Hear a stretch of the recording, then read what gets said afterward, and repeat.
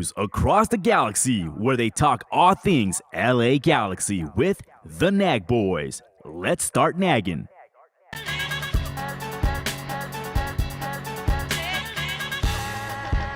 What a ball for Ricky Peach.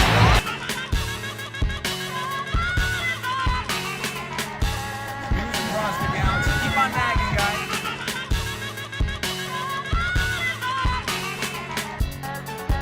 Your six-time MLS Cup champion, LA Galaxy.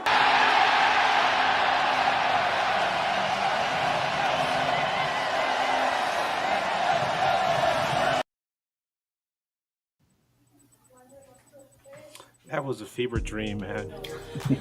Well, good afternoon or evening to you, wherever you may be, and welcome to News Across the Galaxy, where we talk all things LA Galaxy. Well, if only we really had something to talk about this time of the year, but alas, that is not the case. Instead, we have a great panel of podcasters who are going through the grind that is the MLS Cup playoffs. But first, I am your host for today, Edgar Zuniga, and joining me on the ones and twos, the man who only ever eats a casserole with his fingers, the Salvi King, Bryant Lobos. If you're a Galaxy fan, you'll get the joke. We have a special edition of News Across the Galaxy today with no dog in the fight. It's been refreshing, really refreshing to watch the chaos of the MLS Cup playoffs unfold. And boy, have we seen some insanity on the pitch. But while you listen to the ravings of a madman, let's talk to some of the inmates of the 2025 MLS Cup playoffs asylum. First, coming at us from the Paris of America, covering FC Cincinnati for Cincy Soccer Talk and making his NAG debut, it's Jeff Tevez. Hey, bonjour. How is everybody doing tonight? Doing great. Good, thanks. Boy, everybody lift your beers. I needed a few drinks after that last night. Unbelievable range of emotions, up, down, up. That's really what the graph looked like. Glad to get out of it, glad to go on to the next round, and glad to face Miami in the next round. This is going to be a wonderful upcoming round for us. And as you guys saw, Jeff said all that with one breath. Take a breath. Take a breath, Jeff. Here we go. He's still living it from last night. Next, covering Minnesota United FC. Welcome back, one of the members of our good friends at the Lunacy Podcast. Raise a Stein or a cold one or whatever you want to raise. Raise a puppy if you want, and give a warm applause for Dave Stevens. It's a puppy.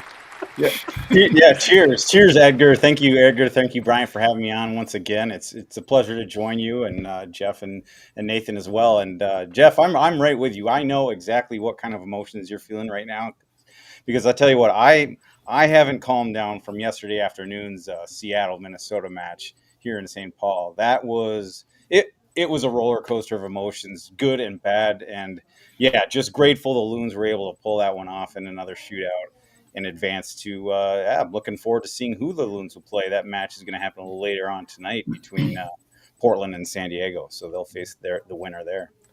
So, Dave, I know you guys have a segment on your show where you talk about what you're drinking tonight. Can you tell us what you're drinking? And each of you guys, after he's done, tell us what you're drinking tonight. Yeah, I appreciate that. Yeah, we at the Lunacy Podcast, we're definitely a Minnesota United FC podcast, but we do like to focus on local craft beer and spirits as well. And so our first segment is usually just about, hey, what are you drinking tonight? Where is it from? And thank you. Tonight, I actually have a beer from one of my favorite breweries. It's very local to me. It's called Heavy Rotation. It's in Brooklyn Park, Minnesota. They've been around for about 3 years now, and they have a big focus on music, hence heavy rotation, but also they do literally have a heavy rotation in their beers. They're swapping out most of them actually on a bi-weekly basis. So tonight, I'm going with one of the beers that they usually actually have on tap that doesn't rotate out. It's called BP Pale Ale. BP stands for Brooklyn Park, but it's their flagship pale ale. Really easy drinking. It's not overly hoppy. It's very, very smooth. It's 5%, so it's not too strong like you'll see some of the traditional IPAs. So it's an easy Sunday night drinker. So put it that way. What do you have for us, Jeff? I've got myself a Doom Pedal White Ale from 50 West Brewery. One of my favorites. I'm not really a beer drinker per se, which is almost a committed sin here in Cincinnati. But to be honest, like 50 West really opened up some good tasting beers, and I love a good Doom Pedal. So refreshing, easy to crack open, especially when you're celebrating in the face of that inferior beer up to the north. And a match like the one you guys just had probably Mhm. drives a man to drink. Absolutely. Nathan, your Oilers just got spanked, but the Whitecaps are Oh, flying high. What are you drinking tonight? I actually pulled out the coffee, so I'm still working on that. Some Kicking Horse, a local brew up Oh, here, and yeah, just enjoying it. yeah, we said raise a pup. If you're a fan of Letterkenny, you'll get that one too. Um, I'm uh, I'm actually drinking a Toña. This is a beer from Nicaragua, my homeland. It's from Cervecerías Centroamérica, Nicaragua. Compañía Cervecería de Nicaragua, which has been around since 1876. Toña itself has been like a brand. It's been the official beer of Nicaragua since 1996, and it's a great summer beer, especially on a day like today where it Mhm. is 94 Fahrenheit. I know, Nathan, that sounds alien to you, but look it up. It's Mm. really warm. I'm sitting here and I'm sweating. But yes, it raises a beer to all of you. And let's go on, gentlemen. And finally, hey, I'm not your buddy, pal. I'm not your pal, friend. Hey, coming at us from Hollywood North, covering Vancouver Whitecaps FC for Terminal City FC. It's our Maple Leaf mate, Nathan Durek. What's up, Nathan? How's it going, Edgar? Thanks for having me again, Brian. It's going great. I've had a little bit of time to relax, not like you guys here, Dave or Jeff. So, just relaxing for I guess 1 week, and we still have another 2 weeks to go. So, Mm. Yeah, no, it's pretty crazy. I was talking, like I said, I keep in touch with the LAFC pods, and one of them is all like, "And how we wait 18 days until the next match? What is this? This is stupid." It is. I don't know what to say. I mean, we're gonna crown an MLS Cup champion sometime in December, which is it's pretty nuts. I've been getting all these notices telling me about when Galaxy won their previous cups, and it's all throughout October. oh, And now jeez. we're heading into an MLS Cup in December again. But welcome, welcome, gentlemen. Thank you so much for joining us today. As Shakespeare once wrote, uneasy lies the head that wears the crown. You have seen what winning an MLS Cup does to a club. Are you sure you really, really want this burden upon your heads? You saw what it did to us Galaxy fans. Um, well, Minnesota United just had the most insane match. Okay, so let's focus on Dave. First off, like I said, let's talk about that insane match between the Loons and the Sounders. In the months leading up to the playoffs, we had Cameron Collins from Sounders Scuttlebutt and Connor from Lunacy Pod, and they both admitted that the one team that they least wanted to see in the playoffs was each other. And then an LA Galaxy going through the worst season in club history has to win their last match of the season and invariably set up this matchup. You're welcome. What was the expectation heading into the series, Dave? Yeah, it's interesting, and yeah, coming into the series, I'm sure Connor touched on it, but it was an odd feeling, and that's generally how I felt as a fan. I didn't want to see Seattle because, quite frankly, since the Loons came into MLS, it's been just a dismal history. I mean, it was something like it's hard to even keep track of it, but I think Minnesota had managed to win maybe three of 22 matches coming in to this season, I think it was actually, because that's the bad. On the good, though, for the first time in the Loons MLS history, actually swept Seattle home and away this year. So there was something a little different feeling coming into the playoff series, but still, because of that, tremendous, history with Seattle's tremendous success, it's just they've had Minnesota's number. And so, yeah, there was a lot of nervous tension, even though the Loons obviously had a reason to be optimistic due to the recent success. But of course, it's the old cliche in sports. It's hard to beat the same team three times in 1 year, let alone five times or four times. So yeah, a lot of nervous excitement, energy coming into it. And yeah, just our feelings coming into that series is, again, that on the downside was, Minnesota had not been in their best form. They had, I think, won one in their last 5 heading into the playoffs. And of course, they had lost Tani Aluashe, on a record for Minnesota, a club record transfer to Europe. So they were struggling to score goals. Kevin Yeboah, he was hurt. He just got back healthy on decision day, managed to play 20 or 30 minutes, but he clearly still isn't match fit. So we had a lot of questions up front, and we were kind of wondering how this team was going to score goals. Now, Dane St. Clair has been solid, all year, MLS, goalkeeper of the year. The back line has been tremendous. So it's a little 50-50. We didn't know how to feel. So a little, I think I said it best, nervous excitement. That's kind of how I felt coming into this one. So after Seattle took that 2-0 lead, I'm sure the ghosts of the 2020 Western Conference Finals must have loomed large. It did. And let me tell you something. I shared this with our chat group. I don't know if you saw it, Dave, but I know Nathan did. I was texting Cameron, right? So he covers Seattle, right? And he like, he's a big Mariners fan. And I've always liked the Mariners too. And so we went through the whole process of like what happened with the M's, and that was pretty crazy, right? And then so Seattle's up 2-0, and I messaged him, right? I was like, Seattle can't bottle this, right? And then he wrote back like, they can still find a way, got to get that third. And as soon as he said that, Minnesota scored, and he's like, there you go.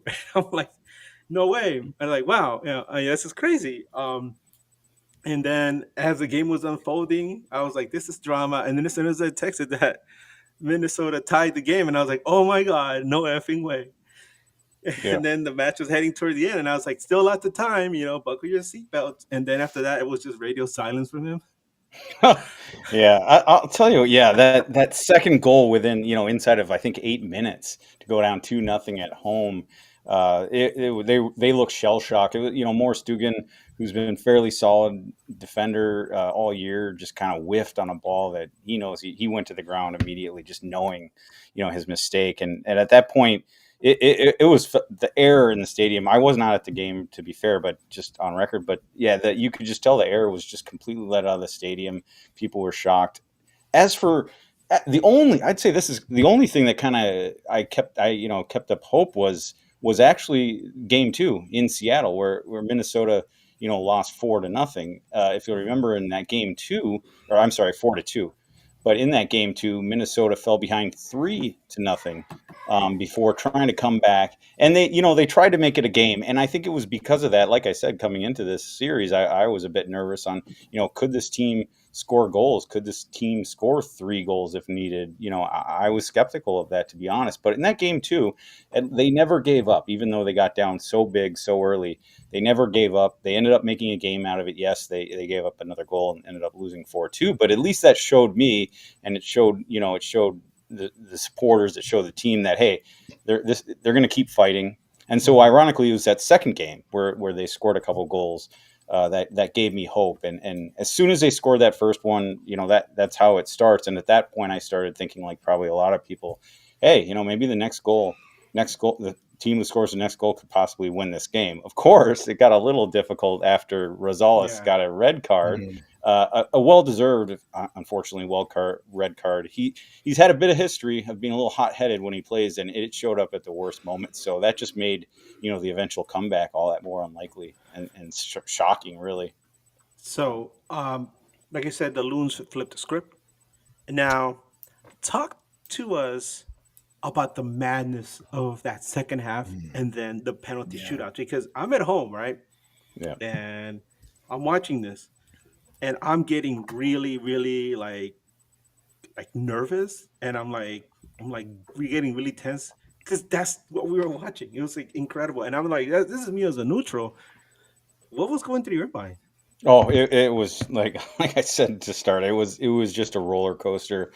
Just to be down so bad, the feeling we're not good. I'm getting texts from friends of mine saying season's over, and it's hard not to think that way down so early in the match, knowing most likely another, like you mentioned, Edgar, another Seattle goal.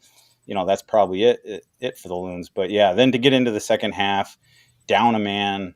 and to have that equalizer was just stunning. And at that point, the momentum was with Minnesota, and it was almost surprising.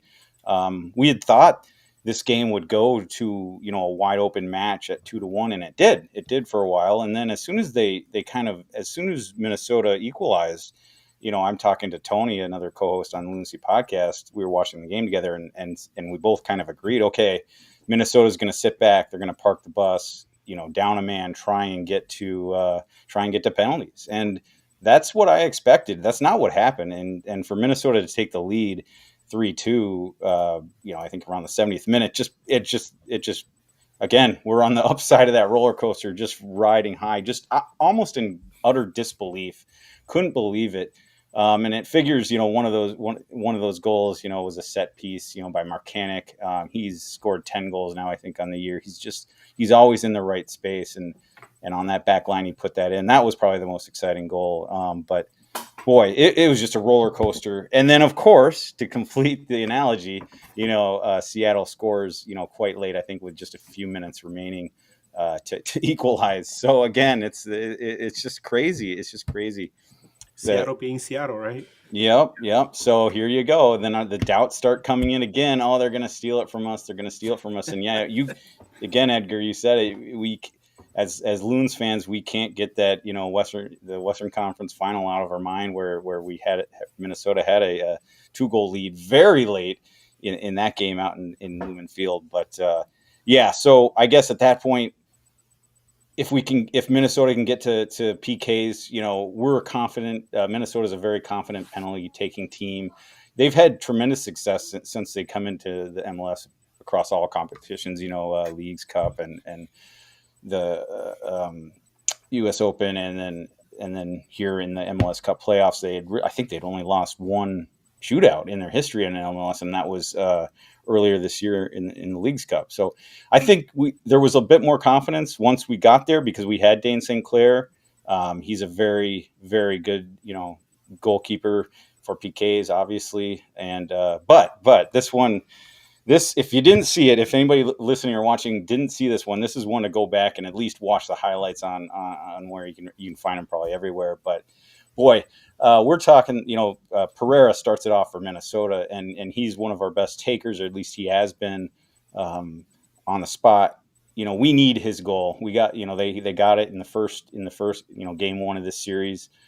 But Pereira misses the first shot to start the shootout. So, okay, here we go. Oh no, this is bad. Seattle, of course, makes theirs. Fortunately, Triantis steps up. He's been really solid. He's been a good taker as well this year. And a lot of staring, by the way. A lot of eyeballing each other and little barbs, little chirping there. Right? And that's right. Yeah. And Dane St. Clair especially, he loves to trash talk and try and get into the head. So love it or hate it, that's what Dane St. Clair does. He definitely tries to get into the head. He's a trash talker. He's talking almost the whole time he's out there trying to intimidate the PK shooter. I'm not sure if it works or not, but yeah. Anyways, that shootout just got intense, and then Minnesota, Seattle kind of traded back and forth through 5, and they get to the sudden death 6, and this is where it really, really got crazy, because Minnesota, who's shooting first, I think it was their 7th kick, they missed. And then, so here's a chance for Seattle to win it right there, and they miss. Hits the post on that one. Just the ups and downs. So Minnesota misses, Seattle misses as well, and just crazy emotion. Then Minnesota comes up for their 8th, misses it again, and now as a Minnesota fan, anyways, it's just you're thinking, oh, this has to be it. And then for Seattle to come back and miss their 8th as well is just getting crazy.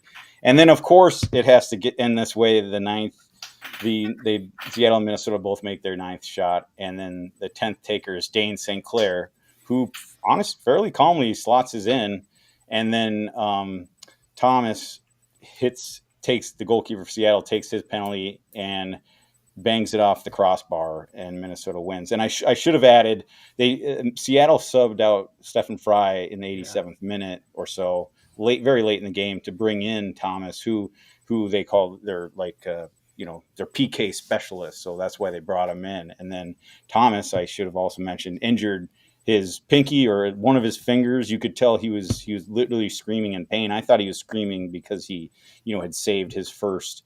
I mean, actually, he didn't save it. It was sailed wide from Pereira, but he had landed hard on his hand watching the replays. And so he was in serious pain, had to get tended to, looked at, but was able to continue. I don't know if that affected, his ability. Now, he made a couple saves, credit to Thomas to continue. Really, he did fine to make saves like he did. His, ironic, his problem was that he ended up taking the 10th kick for Seattle and missing it. You wouldn't have predicted that. You couldn't have seen that coming, but that's the way it went down. So yeah, hopefully I did a good job. I'm still, maybe you can tell from the sound of my voice, but I am still just pumped up and just energized from the result of the match. Because fortunately, from a Minnesota fan's perspective, it ended the way we obviously wanted it to. So yeah, very exciting in the end.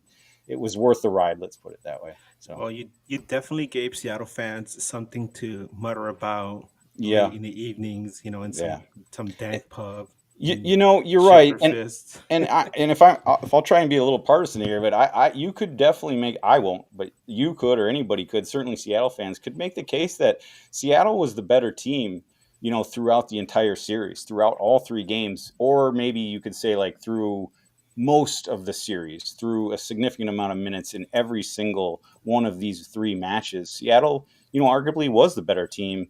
And I think a lot of it, I think Minnesota really frustrated Seattle, especially in that first game where it ended up at a 0-0 draw. But there was stretches, not so much in game 2 in Seattle, but certainly in the third game where you could tell Seattle was continued to be frustrated by, Minnesota's style of play.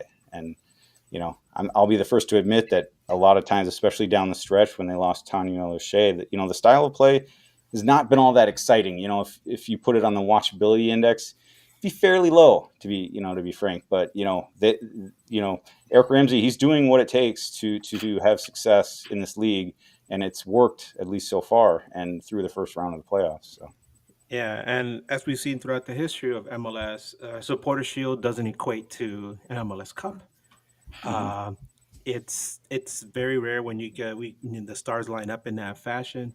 So, but that's the beauty of the playoffs, right? It's like a double-edged sword. It's fun, but there can only be one, and then everyone is left like scratching their heads, wondering. But for the time being, Minnesota moves on, but also moving on in another fascinating rivalry match. Hell is real. We're talking FC Cincinnati, of course. Jeff, correct me if I'm wrong, but since joining MLS, it seems like FC Cincinnati has lived in the shadow of MLS Originals Columbus Crew. The two teams finally met in the 2023 Eastern Conference Finals. We saw Columbus escape with a narrow overtime victory and eventually lift their third cup. But since then, FCC has been itching to get another shot at their rivals in the playoffs. 2 years later, you finally get that shot. You take the lead in the series and then get obliterated in the second match. What was going through your mind heading into this third match? And tell us what this victory means to Cincy fans.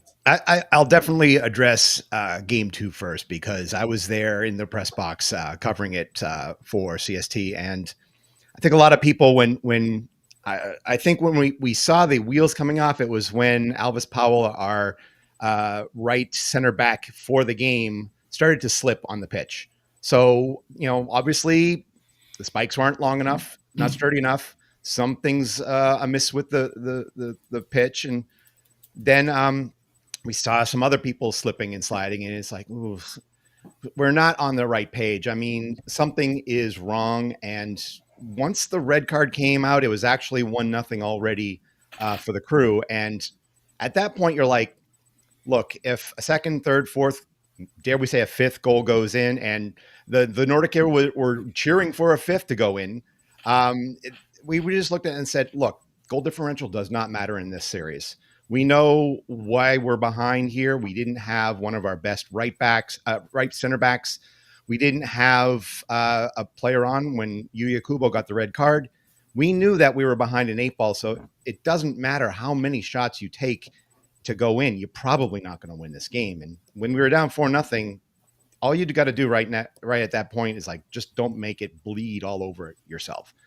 And frankly, after the game, Pat Noonan is like, we've already forgotten it. The whole concept of be a goldfish. I mean, I think with us being sort of considered underdogs when the Pat Noonan era started, not to, toot horns or anything, but we had sort of that Ted Lasso mentality to believe, to forget about the bad times. And going into game 3, we sort of had that. Nick Hagglund came back in. He was our right center back. We knew that we weren't playing behind in this one. It was all equal. And we knew that in game 1, we had beaten them at their own game. Yeah, they had some really good opportunities on goal against us, but we came out with that win. We knew we could go into game 3 and win it the same process. And frankly, I think that's the confidence that this team has. Yeah, they're known for winning these 1-goal games, but they're also known for not blowing 1-goal games. So once they were down 1-0, I think a lot of us were like, ooh, it's not very often that this team comes back to win these games, but we also didn't have Brenner in some of these games. We didn't have the likes of Samuel Gidi playing really good progressive midfield. We didn't have the likes of Ayub Jabari coming off the bench and giving you height and depth off the bench. So I think once we saw the first goal come in, positivity was through the roof. Second goal went in. I think while we were nervous for the 9 or so minutes that we had going into extra time, we were nervous, but we also had plenty of confidence that Pat Noonan had all the right pieces to play defense and to hold this 1-goal lead. Yeah. So, I mean, what else can I say about that game? No, I'm just saying because I can't. I mean, it's like when you go watch a pro wrestling match and then you see this banger of a match, right? And then you're trying to catch your breath and relax, and then you get hit with another one right after that, and then afterwards you're just sitting there like, what the hell that just happened to me, right? No, MLS Playoffs has been insane, and hell is real. Obviously delivered. So what's the vibe in Cincinnati right now? You beat your rivals in the playoffs. You're heading on to the next round. Obviously, we're going to talk about who your next opponent is in a little bit. But for now, what's the vibe? Because it's been 35 years since anyone has raised a trophy in Cincinnati. We're talking about the 1990 Reds, obviously. I know you're not a Reds fan, but this must mean something for the city, right? Well, absolutely. I mean, I don't want to hear this from a Dodgers fan, dude. But I mean, for the city, you can look at all the past heartbreaks and failures. I mean, you're talking about a Cincinnati Bengals team that's been to the Super Bowl multiple times, but have not been able to win it. We've faced the likes of the Pittsburgh Steelers in the playoffs, and we've gotten torched by phantom flags that just the Pac-Man Jones fiascos and on all that, and then being wiped out in our only really shot that we had at the playoffs this year. We know that we're behind a lot of the 8 balls when we go into the postseason. Even looking at FC Cincinnati the past few years, we knew we were behind the 8 ball coming into 2022. We got that win against Red Bulls, and that was great, but we knew we were playing with house money back then. Since then, we've had this confidence that we can beat the Crews of the world. We can beat the Philadelphia Unions of the world. And honestly, this year we had that doubt. I mean, last year we had confidence, but we got wiped out by New York City FC in the second and third games. And the year before that, we got wiped out by the Crew coming down the stretch because we didn't have a deep bench. This year, we have that deep bench. We didn't expect Brenner to be picked up. We didn't expect the likes of Ender Echenique to come on and be this super right wing back that could blaze up the side and just eat Max Arfson's lunch while he's not looking. It was just, there's something different and new about this team, and it's fitting Pat Noonan's style. A few weeks ago, we were like, is Pat Noonan going to get fired if they lose to the Crew in 2 or 3 games?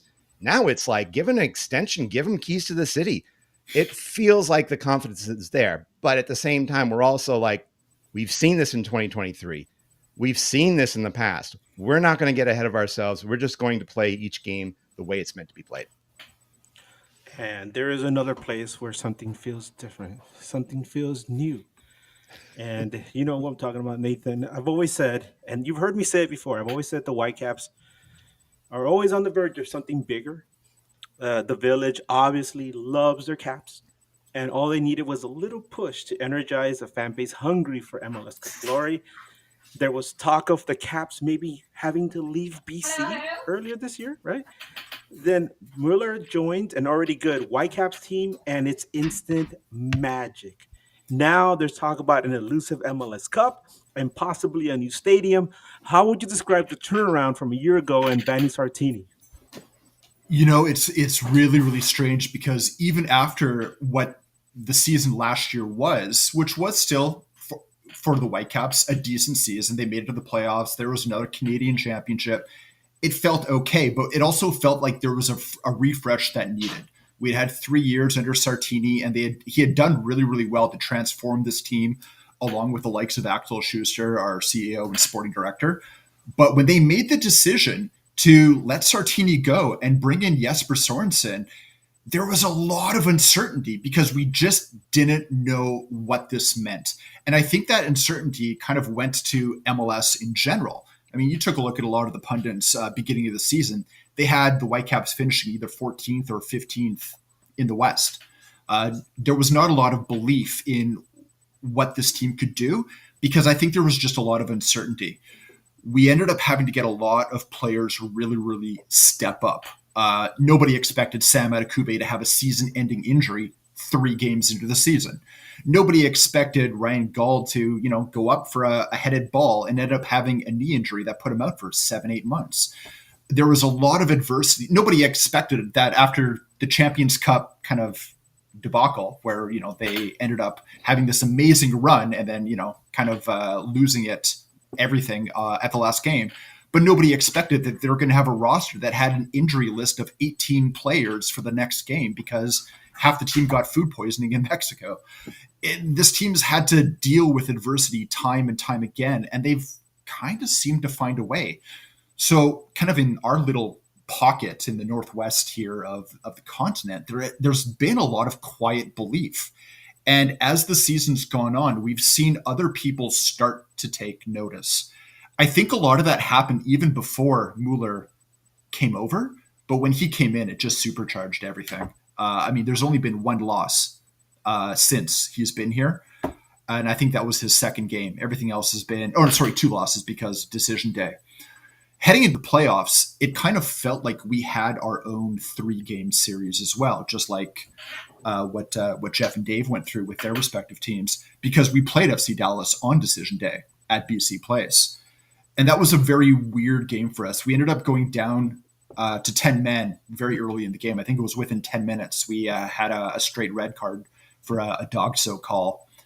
And it didn't feel like it. Even though we lost the game 2-1, I think they still kept about 70% possession of the ball. It kind of felt tilted in the Whitecaps' direction. So knowing that we were going to be playing this team a week later, yes, we're going to have 1 man that was going to be suspended, but all the other conditions were the same. We were even playing in the same stadium. It felt like we could take this game to it. And in that first game, that's what we saw. They said the second MLS playoff match in history that ended with 11 players for both teams on the pitch, and 1 team did not have a single shot, let alone on target or not. Once they started kind of getting things rolling, it felt really, really confident. The fact that they were able to open up the upper bowl at BC Place and fill, I think it was just over 32,000 fans in the building to watch that game, and it was absolutely electric. Going back to Dallas, we knew that it was going to be a much different game. You're in a hostile environment. It's completely different environmental conditions. You're literally traveling a continent away. But that belief never really got away from them. And the Whitecaps have found time and time again how to get these last-minute goals when they needed it. Tristan Blackman against, I believe it was Monterey. Yeah, I was about to bring that up. Yeah, right. I mean, in the last dying seconds. Graph. And of all people, Ralph Priso, a guy who hasn't scored a goal, I believe, since 2022, 3 teams ago, ends up being the hero with a last-ditch goal, I think in the 85th, 86th minute, to send us into penalties.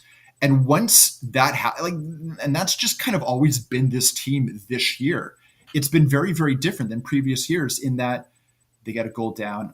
Well, now we're kind of worried because can they actually fight back? We never really dealt with those positions of adversity very, very well. This year has been completely different. And on so many different metrics, it's just been a historic year for the Whitecaps. The most wins they've ever had in an MLS season, the most goals they've ever had, the most points they've ever had. I think they've tied for the highest finish that they ever had in terms of finishing second in the Western Conference. Once they got to penalties, that belief really kind of got electrified, and it felt like it was Dallas's to win. It felt like it was already going to be done, and I think it only took 4 shots before Dallas had hit the bar, and I think another one missed the net entirely, and that was it. It's been a season of quiet optimism and knowing that other people are starting to take notice. The Whitecaps have always felt kind of like the little brother of MLS. I don't know. We're off in our own little pocket, right? Not only are we in Canada, but we're on like the west coast of Canada. Like Toronto and Montreal don't even think about us because they're 4,000 kilometers away. So it's nice to have eyes on the Whitecaps and for such positive reasons. No, it's interesting. You're talking about all these records that the Whitecaps set for themselves this season, and when we had Connor on from Lunacy Pod, he was talking about how this is the greatest season ever for the Loons, and it's like, well, man, all of you guys are having these great, fantastic seasons. Sooner or later, you're gonna run into each other, and it's gonna be fun. Could I happen, know yeah. Jeff is like, hey, I'm in the East over here, but you guys. Not until the final. Not until the final. Not yet. Well, but Nathan, there's work to be done here, obviously. Yeah. Up next, and my goodness, I know I see Jeff behind you. You have your Tottenham, little picture frame there, and I know Nathan also supports. I'm a Spurs guy too, yeah. And you got the challenge of Son and Boanga and LAFC. I was talking to I spoke to 2 LAFC podcasters before you guys we met tonight, and I asked them, how do you guys feel heading into this match against Vancouver? And both of them said, "Oh, it's in the bag." And like we have them, we got their number, and we've always had their number, and they always come to us saying that they're playing with a chip on their shoulder, and we always beat them. Can the Caps finally get past their nemesis? Come on, Nathan. Well, they didn't beat us this year, so I'm not too sure where that's coming from. We won and drew them this year, which felt really good. But this game is completely different compared to what happened this year because, Son wasn't here. Mueller wasn't here. We had Brian White still playing. He wasn't injured at that time, which I'm not too sure if he is going to be back for this match coming up or not. It gets to be played on our patch, and I think that's really, really important. When they announced this game and they started selling out tickets to BC Place, they announced right away that they were going to open the upper bowl, which, normally it's only the lower bowl for MLS regular season, which is about 26,000 and change. And since Mueller came, it's been selling out. I think they had 5 sellouts in a row, which never had happened in Whitecaps history. They've opened up the upper bowl, and they're not quite sold out yet because they just released more tickets on Friday, but they're over 50,000. And sellout right now, there's construction going on in the building to get it ready for the World Cup. I think it's about 52,000. Normally it's about 55, 56. But I mean, they've got another 10, 11, whatever days to go. 2,000 tickets, that's nothing. They'll sell out that, no problem. It feels very, very different. I don't know if I could tell you who's going to win this. I do have a feeling that whoever wins this series stands a very, very good chance of being that Western representative in MLS Cup, and that's not any disrespect to the Loons or Portland and you're being San Diego. so kind. That still has to go. I have to. No. I'm just saying, because the LAFC podcasters I spoke to, they admitted, they said whoever wins this match is gonna win MLS Cup. That's been look at Jeff. Look at Jeff. I'm not going to say win MLS Cup. I'm not going to go that far, but I will say representative in MLS Cup for the West. The job's not done yet, but it has that feeling about it. And that has nothing to do with the other series. It has to do with the history of these two teams in the playoffs. It's the fourth time they've been meeting in a row. And LAFC is right. They've had our number every time. But if it wasn't for Tim Ford body checking one of our players last time, it could have been very, very different. And we all know what happened with that. Sartini ended up with what? A 6-game suspension and fines and acts of contrition. I was gonna say, and Dave, you know what it feels like to have to face a team that had your number, right? And look at what happened this year, right? Yep. Yeah, and once you get to the conference semis, it's a one match. It's not a 3-game series anymore, so we know anything can happen. And especially within the last couple of years, you look at the top of the West. You can look at the entire Eastern and Western Conference. The fact is, teams are playing much better on the road, and I can't nail down why exactly that is, but it seems like it used to be, hey, if you can get a point on the road, great. Win your home matches, that's great. But now you just take a look at the table, and there's a lot of teams that have had fairly good success on the road. So once you get a 1-game winner take all, advancing to the conference finals, anything can happen in that match. So yeah, we do know, and that's just part of it. Yeah, I think San Diego falls into that weird valley right there where they're not that good at home, but on the road, watch out. And that's interesting. I'm glad you brought that up, Edgar. Yeah, because really quick, if you think about it, if you, we don't know who the Loons' next opponent is. The Loons are either gonna go on the road to San Diego or host Portland here at Allianz Field. And the thing is, San Diego has one of the worst home records of the teams remaining in the playoffs. Whereas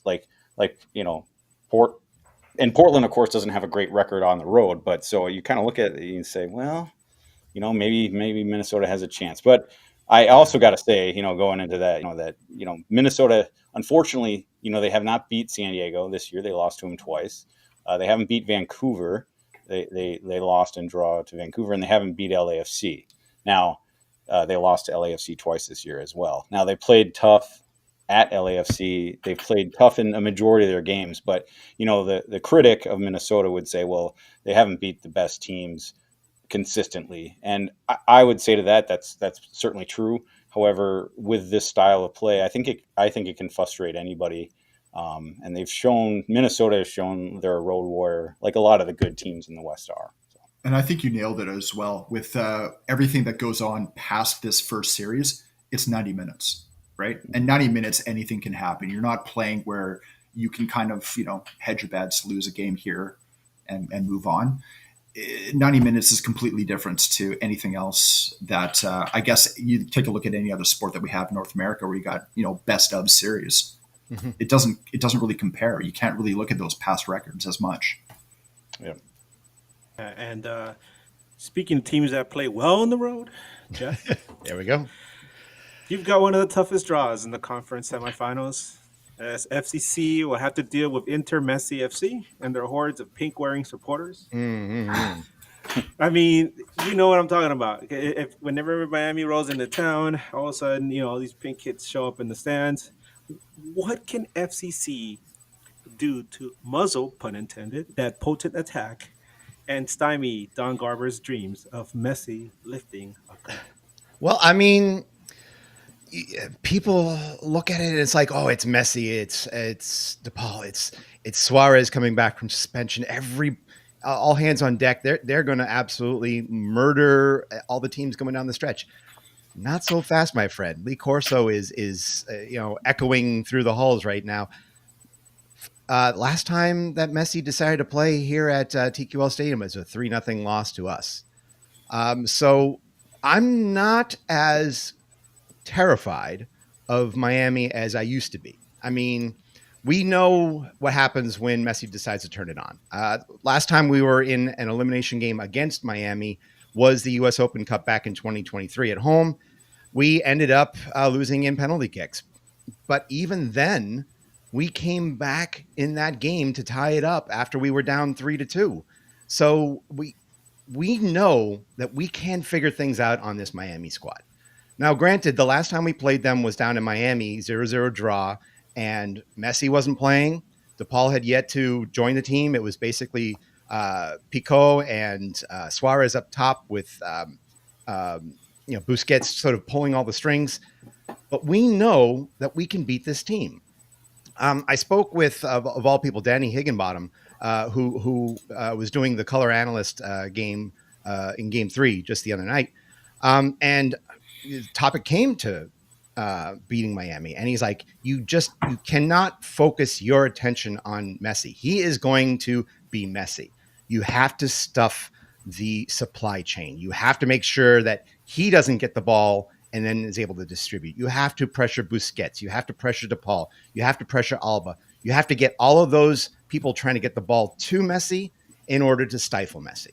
And so if we can do that, if we can find enough offense, and honestly, I think this Miami defense is, I wouldn't say paper thin, but has holes in it. I think we can still pull off a shocker. I think winning at home and winning it away, it doesn't matter anymore. You just have to win the next 90 minutes. So the question that comes with this, we've seen how much MLS has invested into the Messi Miami machine, and all the Apple TV stuff and everything that's going on. You can't go to a Target or anywhere without seeing a Messi jersey. Nathan, how I told you last night I was at that kid party, right? Yeah. And I saw this random kid. This is not like a random kid, like a 6 or 7-year-old wearing a Caps Muller jersey, right? And I'm like, whoa. But you know what? Who was around him? Like 4 kids wearing Messi jerseys. So the fact that there was one kid in Los Angeles wearing a Caps jersey makes me think that he was probably on vacation or a Muller fan. But I love it. I love it. Yeah. So what happens, guys? I mean, this is open to all of you. Is it a good thing if Cincy? I know, Jeff. I know your heart's invested in it, but just taking a step back, is it a good thing for MLS if Cincinnati takes out Messi in this next match? And if not, I mean, there's arguments for and against, right? So what do you guys say? I'll pick up the mantle first. I mean, we've seen it happen, though. We've seen Atlanta come through and take out Messi in 3 games. We've seen Messi lose in the likes of the Leagues Cup. We've seen this happen, and it still hasn't stopped the machine. He's back for another few more years. There's, now news about more of the band getting back together, right? Even though you're going to see Busquets and Alba retired, he still has plenty of ammunition behind him to make a run next year or the year after. But if you have a smaller team, a smaller team take out the likes of Messi in Miami, I think that provides so much more bravado for the league on a whole. It gives confidence to the people from Denver and from San Diego to an extent, to Houston, to Nashville, that you can be a smaller team, maybe dishing out less money, but still being able to figure out the formula to beat Messi. I would agree with that, and I would kind of echo those sentiments. I know when the Whitecaps faced Inter Miami in Champions Cup, a home and away series, and knowing that the Whitecaps were able to take them out 5-1 on aggregate, win not only at BC Place, but a 3-1 win back in Miami, you start to get other, like, not just the respective fan bases of those two clubs, noticing what happened, but everyone else throughout that kind of MLS landscape noticing as well. And I think that's something that's only good for the league, is when you start to get other fan bases like yourself, Edgar, which don't really have a horse in this race right now, but you start paying attention when these things happen. Yeah, I can agree with that. I mean, I feel like MLS, they want to see, say, like an LAFC, Inter Miami, Cup final. I mean, that's probably what they want, but I don't think that's the majority of, supporters. Say if you're a neutral, supporters here in Minnesota or Cincinnati or Vancouver. I mean, I think if you're a true MLS supporter, you don't necessarily want to see that. You want to see, you want to see the underdogs. I know a lot of neutral fans would be rooting for the underdog, and I think that could be the case here too. And we still have the tremendous, MLS Cup playoffs last year, even with Miami getting knocked out in the first round, and that can certainly happen, with them getting knocked out. It's not a loss for MLS if Miami loses here in the second round. It's not at all. I think the opposite could be true. I think you could see some much more intriguing matchups, even though maybe they don't have the big names internationally, let's say. Obviously, there's big names on every club remaining, but I just think there's a lot of excitement if you're, say, a neutral now coming into the Cup final if your team didn't make it there. So, yeah, there's a lot of excitement. Yeah, and I think it's fascinating that a team that has David Beckham attached to it is having so much difficulty trying to win a cup because here in LA, he joined. And I remember a lot of casuals were saying, oh, that's it, hey, LA Galaxy, they're going to win the championships. And, those of us that cover the team were like, it's not that simple, right? And even Beckham himself said, a lot of people expect me to come in and score a bunch of goals a match. It's not what I do. And it took them a while to figure it out, 5 years before they finally figured it out. And when it finally did happen, it felt really special. It didn't feel forced. It felt earned. And I feel like with Miami, the league has done everything possible to roll out the red carpet to the cup, and it just hasn't happened for them. Yeah. But that's what makes MLS so special, right? There's nothing is given. You have to earn it. And that's the important thing you're bringing up. I think all three of us here can emphatically say we earned getting into the next round, that we were the better teams in these series. We earned getting past some very strong opponents to get to this next round. Exactly. And before we go on, guys, we got a super chat, and we're gonna play a little healing music, a little healing for Ricky Puja's knee, so that he gets healed better for next season. Obviously, we didn't have enough of that this season, but Steven Ma, thank you so much, man. I really appreciate seeing you at the games and coming on here and chatting with us. He has a super chat. He says, I have a Whitecaps Lee Young Pyo jersey. That's awesome. Wow. Nathan, there you go. YP Lee actually reached out to us through Whitecaps Communications to have a chat with us because of this game coming up and with Sun playing with LAFC. So, I mean, he is still really attached to what this club feels. I mean, he was such a great guy when he was here. And, even after he retired, he spent time in the city before I think he now does a lot of broadcasting back in South Korea. But yeah, absolutely just a fantastic player to watch. So, yeah, going back to the whole conversation about Messi, like I personally, like, I'm just gonna give my 2 cents real quick. I think it's not a bad thing if Messi loses. I think it just shows that you can't just come in here with a big name and start winning things. Obviously, Son might change that, right, with LAFC. But they already had a good team set up with Messi. They built the team around him, and it's kind of a weird mismatch there. But we'll see. Cincinnati definitely, has their work cut out for them. Now we turn our attention to Minnesota. Like we said, San Diego and Portland will be kicking off right as we go off the air. San Diego seemed like a juggernaut the entire season. Which is crazy, right? Because we saw the same thing with St. Louis just a few years ago, and we've seen some of that with Atlanta. But then, all these teams suffer, after they come in. The only one who hasn't really had that happen to them is LAFC. But then you have the Timbers, right? And the Timbers have put up a fight. Dave, this is a kind of like a two-sided question, but do you have a preference of who to face, or who do you think the Loons have a better shot of defeating?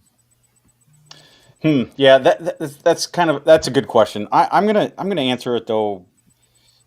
maybe this is my homerism, my fandom speaking out, but I prefer to see Portland, and that's specifically not because it's because they're the lower seed, and that one game, like we talked about, would be at Allianz Field in a couple weeks. And so, I mean, I'm going to be watching this game, and I'm going to be rooting for Portland specifically for that reason. To have that game, if Portland does get past San Diego tonight, it would, the game, the conference semifinal would be at Allianz Field, either the 22nd or 23rd of November. And I just think, especially the way the Seattle series went for Minnesota, they were able to win their matches here at Allianz Field, and quite frankly, they didn't look great, even though they managed to score a couple of goals away at Lumen Field. And unfortunately, I mentioned earlier, Minnesota has not beat San Diego this year. They were swept, and they were beaten pretty convincingly home and away. So again, I do think Minnesota is a team that can frustrate just about any club. Dane St. Clair is playing tremendously between the pipes. The back line has been solid. And the other thing that I look at for Minnesota is, it's one thing to frustrate a club. It's one thing to play well defensively and have good goalkeeping. That can travel, of course. But I think for Minnesota truly to make a deep run in these playoffs, I think something's going to have to change with their current form right now. And I think the wild card here is Kelvin Yeboah. He's clearly not 100% match fit yet. He's able. I think he played a number of minutes yesterday, but I think it's just obvious he's not match fit. He's not up to pace. His speed's not there. He just can't go the full 90. If that can change over the course of the next week, I think that could be the wild card for Minnesota to actually go front foot, get some goals out of their striker. I think that could be a difference maker in this series. But Edgar, that was a lot of talk. So to answer your question, it's Portland. It's Portland, and I think for good reason, though. Yeah, He just wants to take out all the Cascadia teams one by one. Oh no! There you go. Now historically, Minnesota has had much better success against Portland though as well. So that might be another reason. But that's a good point, Nathan. All right, fellas. This is a question for all of you, so you can jump in whenever you want. Obviously, we don't have somebody from Philly or New York City FC in the chat. I try to get them on, but life, and you got plans and things. But Philadelphia versus NYCFC doesn't have a catchy nickname, but these two clubs have had a fierce rivalry, and Philly fans still feel the sting of the 2021 Eastern Conference Finals, when COVID-19 struck 11 Union players and the Pigeons squeaked by on their way to an MLS Cup victory. Fellas, who do you have coming out of that series? Because those two teams, if you look at their history, they're like even, like all time. It's crazy. It's like, I think they play each other 32 times, and it's like 14-14 and 2 draws. I'll jump in, I guess, here. I'm not entirely sure what their record head-to-head was this season, but when I look at Philadelphia and just how they're structured as a team, they're one of the best built teams. No one's really flashy on the team, but they're able to really get the job done really well. I think they have, for winning the Supporters Shield, I think they have the third lowest wage bill in the league right now, which is quite amazing. I feel that they're not finished just yet, and I do expect them to at least move on to that conference final. Also, I want to point out, by the way, Bradley Carnell left St. Louis City right under a bit of criticism, because they had such a great debut year, and then obviously it was real difficult to replicate that success. Well, after a little stint as an assistant with Canada, he jumps over to Philly, and look at what he's done with that team. He's I think it's kind of like a way for him to show that, hey, you know what, you guys messed up, and letting me go. Here I am, winning a supporter shield. And what do you guys think? Do you think that there's enough there in Philly to get past the Pigeons? Or are the Pigeons that weird? Because they kind of seem like a dark horse this year. Not a lot of people have been talking about NYCFC. Yes, they have Freeze, and obviously he's a great goalkeeper, but they're sneaky good, right? They have sneakiness to them. I think I look back at how it went between Philadelphia and NYC this year, and both teams won 1-0 at their home pitches. Okay. But the one thing that, and once again, looking at like their all-time matchups, 12 wins, 2 draws. So it's on it's on a pin's head right there in terms of which way it could go. The reason that I sort of think that New York City can pull this off is that the match in Philadelphia, New York City had 60% of the possession, but they gave up a ton of shots on transition. I still think that New York City can come in, and if they can get that first goal, somehow play this miraculous hero ball that the likes of Martinez and I think like Justin, trying to get all these names here, Hannes Wolf. If they can get just enough offense, then you can leave it to the defense to pick up things. The thing is, though, Philadelphia also has had trouble against playoff-bound teams. I think you're going to see an upset. I think I'm gonna favor New York City, and not because I want to see New York City in the next round. Yeah, Dave, yeah, what do you say? yeah. Man? I'm going to kind of piggyback. That was my first thought actually. To be fair, I have not watched a lot of NYC FC this year, but I keep coming. The first thing we asked the question, I think back to that 2021 season they had, where they were not a favorite to win the MLS Cup. They had I had to go on the road and knock off Philly, and then of course in Portland to win that cup, and they just seem like. That's the first thing I thought of. I think, and you mentioned the 2-1-0 victories on the home pitch. I mean, those are close games; they could go either way. And it's just NYC FC just seems like that team that can get advance. They have the history. They're a solid club. And to be honest, Philadelphia still seems like that snake bitten team, and it's hard to shake that. Sometimes it takes years. It's funny, Jeff. You brought up you were talking about Cincinnati and their lack of success, at least across, the five, the major men's sports. Minnesota's the same way. As far as major men's sports is concerned, the championship hasn't been won since the 1991 Twins. So now, obviously, Philadelphia is not snake bitten quite like that, but it seems recently, maybe they are, especially in the MLS. So I think NYCFC can win this one as well. Oh no, I still remember.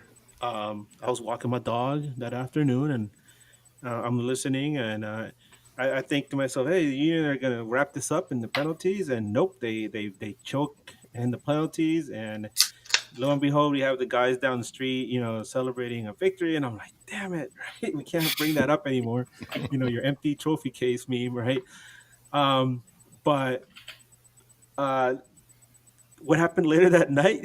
The Phillies losing the World Series. That's never happened before in professional sports, where you lose two championships on the same day. If you're a Philly fan that Brutal. day, oh Brutal. my God, you got stabbed in the front, you got stabbed in the back. But then they turn around and they win a Super Bowl. So I don't feel any sympathy. I will say go Birds when it's a favorable matchup, but they don't get any sympathy from me.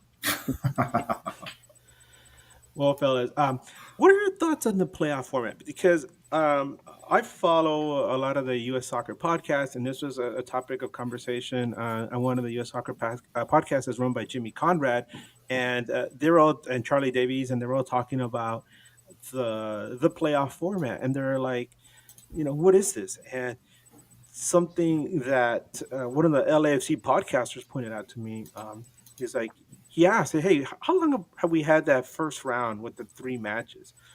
And he was like, didn't it coincide with Messi joining the league? And I was like, "You're right."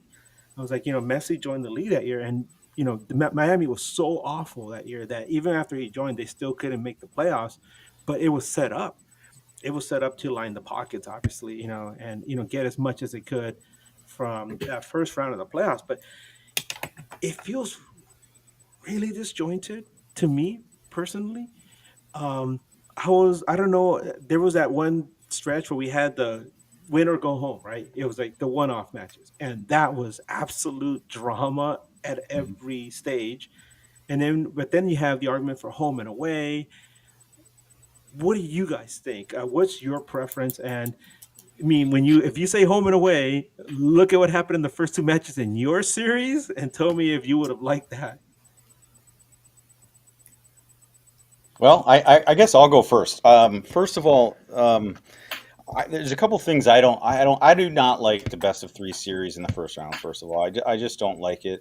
I think this year there was no change to the playoff format from last year, but it seems like prior to last year they were changing it up every year. At least it feels that way to me. But I guess there's two things. Number one, for me, that I would like to see. Number one, I'd like to get rid of the wild card, play-in game or wild card teams or whatever you want to call that. I'd like to get rid of that. Uh, I'm going to preface this by saying I don't see that ever happening. This is all about more playoff matches, more money for the league. I get that. But if I was in control, I'd eliminate the play-in wildcard game. And also, I would like to see MLS Cup played at a neutral site, of course, kind of like the Super Bowl does it. Say, just announce it from year to year. This year, the MLS Cup final is going to be in LA, or it's going to be in Houston, or wherever that city is. I'd like to see a neutral site. Those are the two big things for me: eliminate the wild card, and then a neutral site MLS Cup. And then, Edgar, to your question, I actually would, as opposed to seeing a best of three and then single game elimination games, as exciting as those can be, I'd kind of like to see, again, you're eliminating the wild card game, and then I would like to go back to home and away aggregated score for the other rounds. And then, at least you're eliminating the three games, you're condensing that down.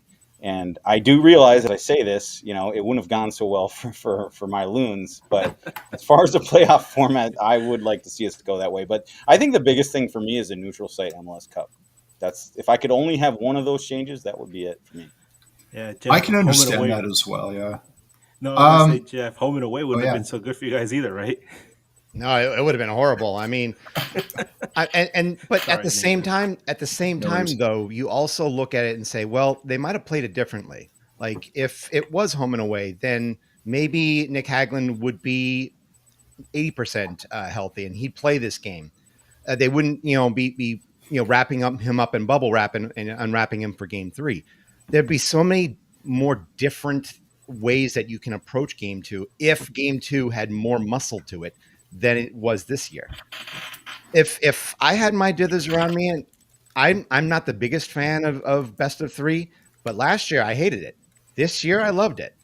It's hard just to stay on one side of the fence when your team is both succeeding and failing to advance past it. If I do have a little bit more clout, and I think, as far as I know, I think they're going to be doing this, I would take out the international break. I mean, that is going to really kill a lot of the momentum in some teams. You have the big highs of winning a game 3, and now you have to wait 2 weeks to play.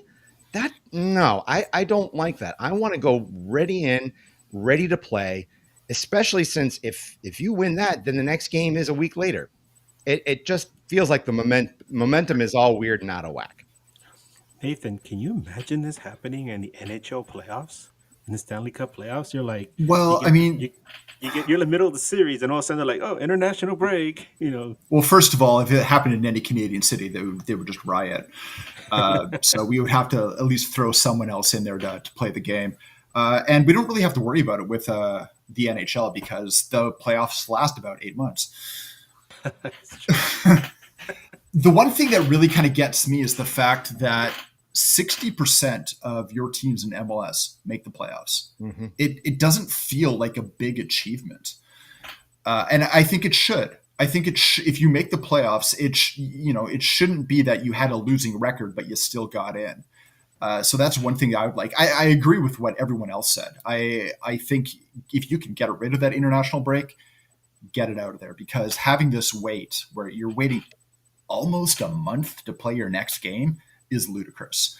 I look at the Whitecaps. They basically told their guys, go away for 7 days and then we'll get back to training, because they were even looking at the idea, like, do we play a friendly in the middle of this somewhere? Like, what do we do? I think if you can limit the number of teams that gets in, make it just home and away, like get rid of the 3 match series. It's weird that you do one thing and then all of a sudden you switch to a completely different format within the same playoff structure. So I think if you made it more uniform at every single stage, it would be a lot better. And not only would your team be able to adapt to it easier, and I think fans would just understand it better.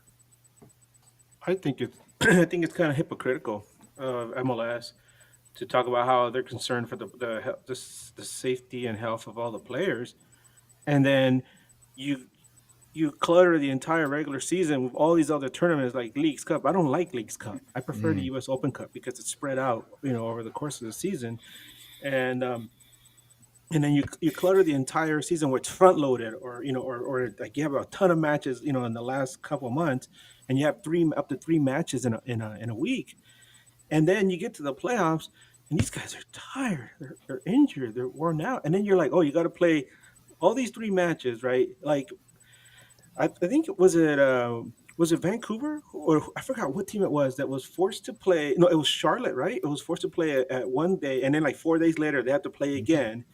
While other teams, like their matches are spread out over 3 weeks.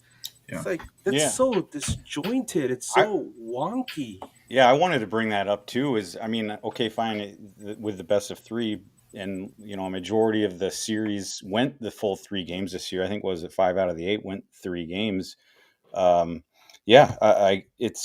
I understand you might need that time. I'd like to see it maybe a little condensed. I was talking about with Tony the other day, our Lunacy podcast co-host, and he said the same thing. It's like, why are teams? Some teams are waiting. Like Minnesota basically is waiting a week between each of their games, and other teams are waiting 4 or 5 days. There's just no consistency to it. And with the international break, that I didn't bring that up, but I totally agree with you guys. And there was an international break between decision day and the first round series. So correct me if I'm wrong, but I believe there was. And so it just really spreads that out. I think that first international break is not so bad. It gives the playoff teams some time to prepare, but just you end up spreading out the playoffs from early October to December. It seems kind of crazy to me. Yeah. Yeah, and like I was saying, you have you have the health and safety of the players in mind, and then you have them play a ton of matches at the end of the season where it could be a lot simpler. And then fans, right? I'm not talking about the hardcore fans. I'm talking about casual fans that maybe live in the city, right? Like Jeff, for example, you're a casual Cincinnati sports fan. How many people knew about the Hell's Real match, right? And now they're like, okay, when's the next one? When's the next one? And then you're like, it's not going to be for like 2, maybe 3 weeks or something, right? And then how do you maintain that excitement where you're like, okay, forget about this for now, and in about 2 weeks, unbottle that same excitement and let's go. And it's like, it doesn't work like that, right? Yeah. I feel maybe the 2 weeks will, be to an advantage. And you've got Messi coming in 2 weeks. And so that in itself, I think, energizes the city. But I think you only need 1 week to energize the city for that. We're already on pins and needles about it. Now we've got to wait through an international break and hope to death that the likes of Teenage Hadebe and Ender Echenique don't get injured. And also the same thing with Roman Celentano, who's now back in U.S. Camp. Miles Robinson. We can't afford to have these people injuring themselves in these games that honestly don't mean anything. So I want to play the rest of this game. If we could play it today, I won't want to play it. But the international break has to go in some form. And then there's real life, right? One of these guys is out doing whatever, over the course of the next 2 to 3 weeks. They slip on a patch of black ice and, oh, I'm hurt, right? Yeah. I'm sorry. You're going to be missing one of your key players for the duration of the playoffs, and that's just the way it is, right? You have a center back who offers a ref a slice of pizza and wants to see him after the game. And, it's like, something weird can happen like that. Yeah. I want to thank Labra Sports Fan 7 for correcting me. The October international break was before decision day. So I knew it felt like there's 2 in close proximity, but so thank you. Jeff, that seems very specific there. I'm not bitter. I'm not bitter. Don't tell the newspaper I'm bitter.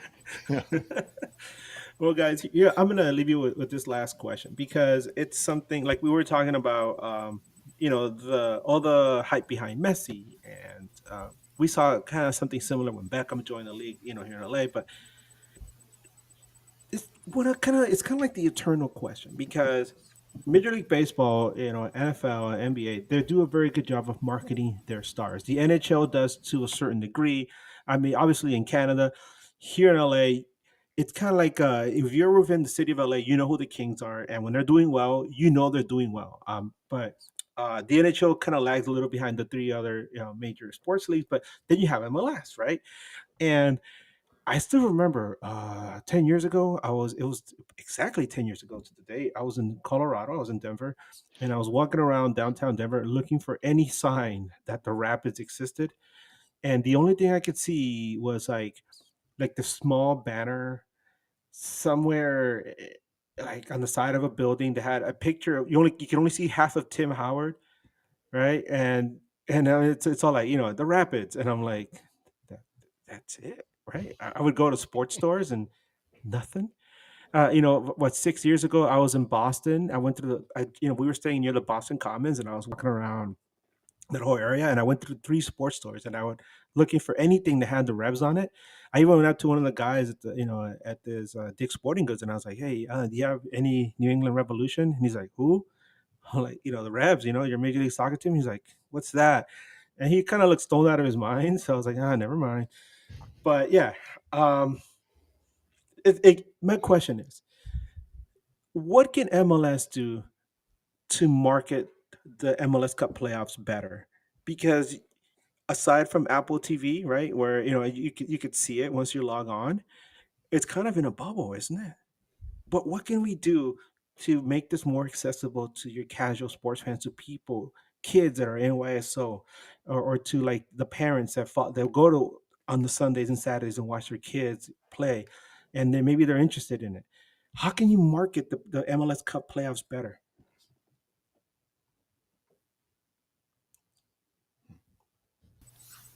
That's kind of a tough question, I think. I mean, one thing, it's definitely there's an onus on the individual clubs who are in the playoffs to market themselves to their city. And I think each club does that well to a respective degree. I think obviously some clubs are better than others. As far as the league in general, I think with Apple making the playoff matches free, so long as you just have a login, you don't actually have to sign up to their MLS service. I think that's good. It's definitely a step in the right direction because it allows people, I guess, who might have done like channel flipping back in the day when it was all cable. At least it allows them to kind of do that. At least come in, come out without having to pay a fee. I'm not too sure what else the league can do except. Oh man, that's a tough question. I kind of struggle with that one, other than individual clubs kind of doing their part in their respective cities. Well, we have players. Like I always say, to me, in my opinion, one of the most marketable and likable players, in my opinion, is Diego Luna. He's got the face. He's got the face for it, right? He looks like the kind of guy, that if you walk into the wrong alley, you start, life flashes before your eyes, right? But he seems, he's a very likable fella. Obviously, he's going to be a figure with the U.S. national team. But we have a lot of other guys, not just with RSL, but across the league, like Muller, for example, Son. I mean, these guys are like they market themselves because they are figures before they come into the league. But like for example, Dave, who's somebody like you mentioned Dane St. Clair, right? How can you Mhm. market him to the league? 'Cause he's quite a character, right? Yeah, yeah. I think and I think a little bit of his personality was kind of showcased in the MLS All Star game earlier this year. But uh, because he was in the broadcast booth. He was like at the skills competition. He was kind of walking around. He has a great personality. He's fire when he's on the pitch. He's always yelling and screaming and trash talking. He's a fun player. If you're a neutral fan and you just watch Dane St. Clair, you're gonna get a kick out of him. You're just gonna love watching him. So yeah, you're right. How do they do that? Well, I mean, I think even in the local market, it's tough. It's getting better. I'll say the growth of soccer, first of all, over the last, say, 15, 20 years has been, in my opinion, unbelievable. Edgar, I think I told you this years ago when I was kind of strictly a U.S. men's national team fan. Minnesota didn't have an MLS club. Of course, we had the Stars, and we have a great soccer history, but we didn't have a top-tier soccer team yet to follow. It was actually David Beckham that kind of brought me into MLS, and that's a fact because it was between David Beckham. That's when I really started watching the MLS matches, and I was a fan of the LA Galaxy at the time. I think I told you that. And I feel like even that was so long ago, but I felt like somehow the marketing got me. I was a guy who didn't watch a lot of regular soccer at that time other than the men's national team game, but it kind of sucked me in that way. So you picked the perfect player. If start locally, like you guys mentioned, start locally, get him on more local commercials. Start local, start small, and build up. I've got to see more commercials. Yeah, of course, on national broadcast TV, we see Messi, in some of those beer commercials and some of the other bigger stars. But I just want to see more MLS in general. Show some of that excitement. Show a couple clips from that shootout, Seattle, Minnesota shootout. Show that on national TV, even if it's a 15-second spot during a weekend NFL game or something like that. I just want to see more. You need more volume. Actually, the chat Labra sports fans kind of said where I was going when I first started to think about this. Yeah, I just want to see more spots, more commercials in the middle of regular programming. I think you can do that. But again, I'll go back to saying the growth has been good, but has been great, honestly. But to get it to that next level, they're going to need more advertising, I think. I think one of the things that's interesting, you hit it in the last 15, 20 years, soccer has exploded throughout America and Canada. But I mean, the one thing I always notice is when I go and pick up my daughter from her school is you see soccer shirts, and like all these kids are wearing different soccer shirts, but it's very, other than Messi shirts or Whitecap shirts here in Vancouver, the shirts that they're wearing are from all over the world. So while the sport has grown, it's not necessarily that it's the league that is here that has grown. It's that global reach. I mean, like we're seeing Liverpool shirts. There's one kid that always wearing a shirt from Cape Town in South Africa. Like it's places all over the world. I've seen Irish amateur league shirts. Like it's really kind of strange that way, in that when the sport has grown, at least here, it's kind of like this weird level playing field between the respective leagues. I still think that there's not as many eyes on MLS. It's more the individuals. And I think you are right. Like if you can market the individuals, that will go a long way.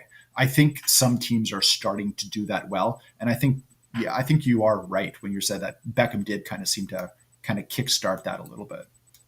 Yeah. Jeff, before I get to you, because I know you have something to say, but Dave, I remember, didn't Galaxy play against the Thunder at the Metrodome? Was that a match there? They did. Yeah, I was not at that match, but they played at the Metrodome years and years ago, but I was not there. And then the LA Galaxy came back. I forget what year it was, but they came back during that Beckham era. I remember I just random. I was on a flight from Minneapolis to LA. I was traveling for work, but Landon Donovan. I was sitting next to Alexi Lawless. He had the middle seat. I was sitting in the window seat back in coach, and Landon Donovan walks by, and at that time I was like, oh, just starstruck and so, but yeah, there was a history. Minnesota had that was prior to, the Loons being in the MLS, but, Minnesota has a proud soccer history, and it was nice to see. I mean, things like that, because the youth here in Minnesota, I'm sure it's the same way in many, if not all states, but the youth soccer movement is just blowing up. It seems like you talk to anybody and their kids are in, youth soccer club. It's great to see. And I think the growth is going to continue, and I think we're going to just see it. It just has to be more. And I think that's coming. I'm optimistic. If you ask me, how do I feel about it? I'm optimistic. It's not going to happen overnight, but give it another few years, and make no mistake, the World Cup, next year is going to help a lot.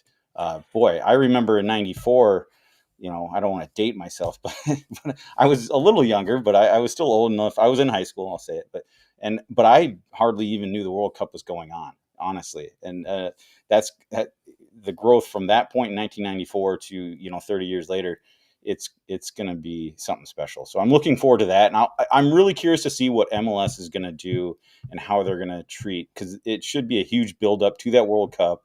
Obviously, MLS will be in season, so I think we're gonna see a lot. I hope we're gonna see a lot. I'd be disappointed if we didn't, as far as marketing and pushing the MLS further.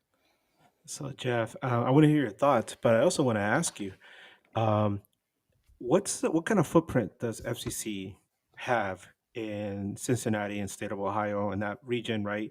Maybe across the border into Kentucky. And can you talk about that? Because, like I said, when I went to Colorado, the Rapids were almost non-existent. I mean, I think our buddy Matt Pollard said that the club has tried really hard to market themselves and reach out to the community more since then. But what can you tell us about FCC? It's a sort of interesting. I guess it's a difficult double-edged sort of balance. I can sort of talk about experience back in early 2022. You've got a horrible FC Cincinnati team trying to figure out how to stitch wins together, how to succeed under the regime that's come and gone.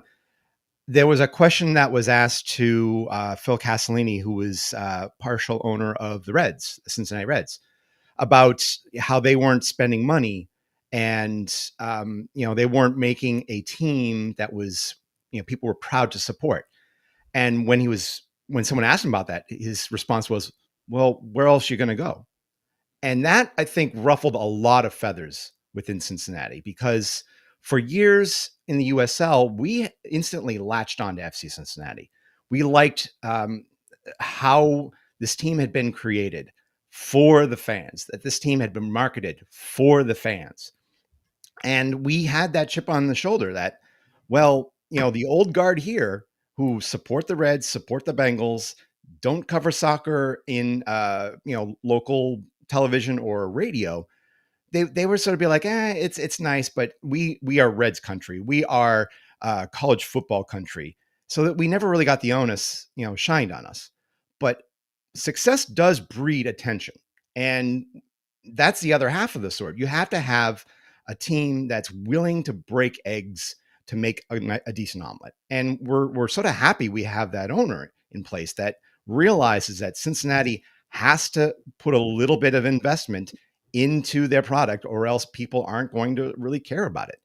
And I think a lot of them have also looked at the old guard in radio, and it's like, well, if we can't get their attention in radio, we can find other ways. We can market with really nice t-shirts. We can market with local podcasts like ourselves, and like the Post, like Laurel Failer does with Queen City Press.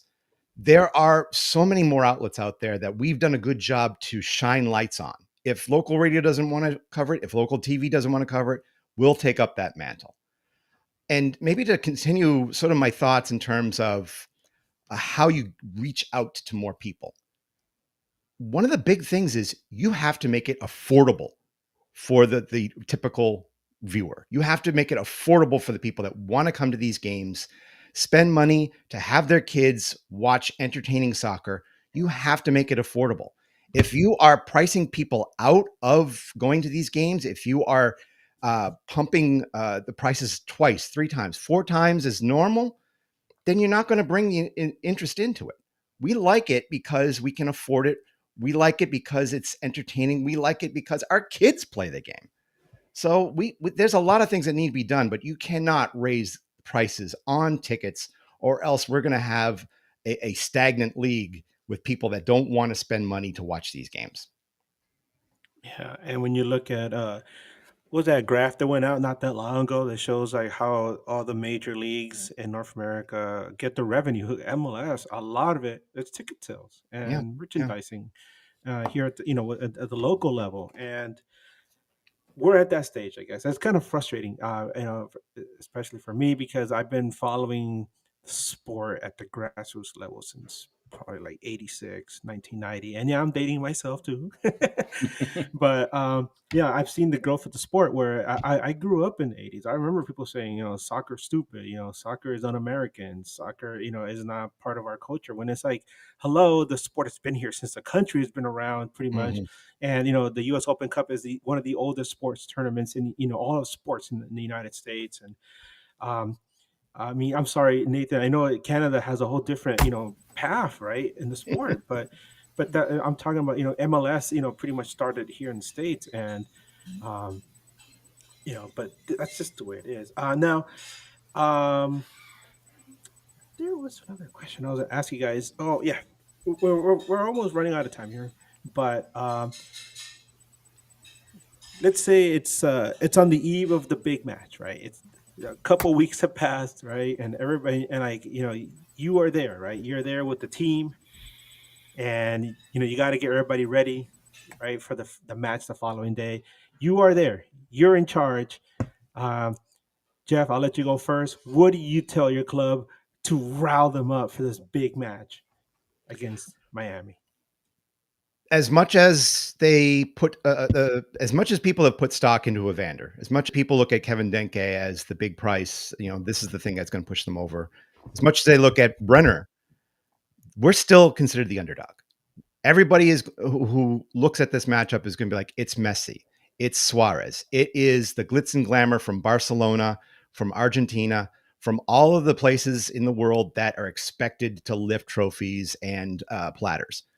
They don't expect us coming, but we've been here for years. We've held the shield. We've held, teams in contempt in our location. Now, granted, yeah, it doesn't become a fortress to some people, but we've won these big games when we can, and we've done it this year.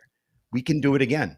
We've got a lot of players on this team that are hungry, that are young, that are talented, and yes, Messi is intimidating. Yes, all of these players have had more things stockpiled in their trophy case than you probably have fingers on your hands. They've got rings up and down their digits. That doesn't matter. Any team can win this, especially our team. Yeah, there we go. I want to run through a wall right now. You should. You should. I should. I mean, I don't know. I fall off the ledge over here. Dave, what you got for us, man? You got. Let's say you have a growler in one hand, you have a guitar in the other. What are you gonna tell your guys right before that Well, big match? well, that's Against easy. I just recorded Jeff, and I'm just going to play a recording of Jeff and just insert Minnesota where he said Cincinnati and might edit out the Messi. No, in all seriousness, Jeff, that was a great response. I love that. But yeah, I would just tell my club, to this essentially the same thing. They deserve to be here. They went through a 3-game series against Seattle, so regardless of who Minnesota plays, in a couple of weeks, they deserve it. And just act like you belong here, because they do. Quite frankly, they do. They've played their style all year long. It's gotten through they've played relatively consistent all year. Keep going, and that's why I stress the focus part of it. Focus. I kind of want to show them clips of all the teams that have been just so frustrated by Minnesota's play. Their lockdown, compact form, and just continue on that. Just show all these teams that have been frustrated, because I think that's important now, especially with what happened, in game 3 against Seattle. Yeah, Minnesota advanced, but there was some moments in that game. You can look at a couple moments and they just weren't great. They kind of lost their head. They lost their focus. And I think I just got to stress to Minnesota that if you play your game, you play your style, you remain calm, focused, they're going to come out ahead. They just need to be on the front foot. And I that's kind of what I do. Focus and frustrate the opposing team. Let's go. Focus and frustrate. All right, Nathan. It's been a while since Cincinnati wins something. It's been a while since Minnesota wins something. It's been what, like almost 40 years, almost 50 years since the Caps lifted a trophy at NASL. And the Canucks, well, I know you're an Oilers fan, but the Canucks, well, they're lost. Man. They're like in limbo somewhere. What do you tell these Whitecaps? What do you tell them on the eve of the biggest match in club history up to this point? That match at Soccer Bowl, and I think it was in '79, is used a lot to try and kind of galvanize a fan base and to get this team together. And I would say just stop focusing on all that noise. Don't focus on the individuals. Focus on what you've been doing at every stage of this season so far, because this season is, and everything that they've achieved so far this season has been because they've focused on themselves as a whole unit. Right from the stars or the big names in the team, right down to the individuals that you never expected to get any minutes, but because of adversity, because of injuries and everything, have ended up become fixtures on this team. Everything about this match coming up is kind of gone in their favor. They get to play in their building. They get to have their fans in there. And the fact that we've seen, 50,000 plus tickets sell out in under a week, basically as minutes after they kind of release everything, shows you how much people are behind you. And when you have those people behind you, that's such fuel. Just don't focus on the individuals that are in front of you. Focus on the team. And right now, all three of you, there's that excitement inside your hearts. Even if things don't go your way, just remember that excitement, hold on to it, because in a world that a lot of times seems kind of dark and dour, and there's a lot of negativity flying around, especially on social media. You need that little source, that flame inside your heart to keep it going. Hold on to it, keep it there, and always remember it. And spread it wherever you can. Spread that kindness, that joy, that happiness. So, gentlemen, um, tell us where people can find you. I know that there's a lot of people on here that are Galaxy fans that might be watching, and some of them are big MLS, sickos like I am. Um, Jeff, where can people find you if you want to follow Cincy Talk? Well, I mean, you can check us out at CincinnatiSoccerTalk.com. If you want to go on the socials, whether it's Blue Sky or X or whatever you want to call that. Instagram, we have one. Go to Cincy Soccer Talk. We have a big presence in our podcast forums. We have a live show on Monday nights. We have Jersey Swap, which is what I run. Edgar was able to join us for that one. I take 30 minutes of the day and talk with the opposition, sort of get into their heads to see really what makes them tick. Maybe it is a way to strategize for game day, but we're all over the broadcast here, and I'll be up in the box for this one too. It's going to be a lot of fun, but I have to wait 2 weeks for it. Dave, what can you tell us, Dave? Yeah. Okay. So Lunacy Podcast. We do a weekly podcast. Even during the off season, we might take, an off week here or there, but for the most part, we're weekly. Typically coming out on Mondays. We're hosted by Spotify, but you'll be able to find us on Apple Podcasts or, obviously the major platforms. As far as social media, we have a presence on Twitter at LunacyP. That'd probably be the best place to find us. And because we do have an Instagram account, but unfortunately we don't update as much as we used to. So look for our podcast, number one, and then follow us on Twitter. That'd be the best way to keep tabs of us. So. Speaking of Instagram, by the way, I did interview a Loons fan at the last match of the season on decision day. I caught him in the parking lot, and I was like, "Hey, can I talk to you?" And ended up we became friends by the end of the night. His wife actually works for the team, which is kind of interesting. Okay, wow. Yeah, so check that out on my Instagram, and when you get a chance, if you guys want to know, I'll throw it out later. But yeah, I interview fans from different teams sometimes, and it's one of my favorite things to do, just to get a different perspective in there. Just if it's just Galaxy, we all know what it's an echo chamber, so I want to hear different voices, like Nathan's, for example, who he's a constant presence on our podcast, and a lot of fans know who he is already. Nathan, but where can any other fans find you, and Joshua too? I don't know if it's a good or a bad thing that they already know who I am. You know what? We do a weekly podcast. It usually comes out on Wednesdays. We do it live, but you can also find us afterwards recorded, either Spotify, YouTube, Apple, anywhere you would get your podcast. My co-host Joshua Ray and I both write for the Area 51 Sports Network that covers multiple sports. We do their soccer coverage, and you can find anything to do with Whitecaps, Vancouver Rise with the NSL, the CPL, and the men and women's national teams with Canada. Well, gentlemen, like I said, thank you all so much. So, from me and Bryant and all the Galaxy fans that joined us tonight, and the rest of the News Across the Galaxy crew, we thank you once again for being here, talking the playoffs. Hey, show us that really cool scarf there, Jeff. Because Hell was real, and we came out. there you go. All right. How you gonna face up against a team that literally went through hell, right? And I mean, the Loons went through their own hell against Seattle, right? Slay some Yep. demons. We did. And Vancouver, you guys are getting ready to slay some demons. Good luck with that. Fourth time lucky. I'm here at home watching this and with my bag of popcorn, enjoying every moment of it. So like I was saying, from all of us here at News Across the Galaxy, we thank you once again for joining us tonight. Jeff, Dave, Nathan, thank you so much for joining us. We look forward to chatting with all of you soon again. Maybe. You never know. And I wish you all the luck we can offer you as you navigate through these MLS Cup playoffs. As we always say, keep on nagging and Wu-Tang for life. Let's go.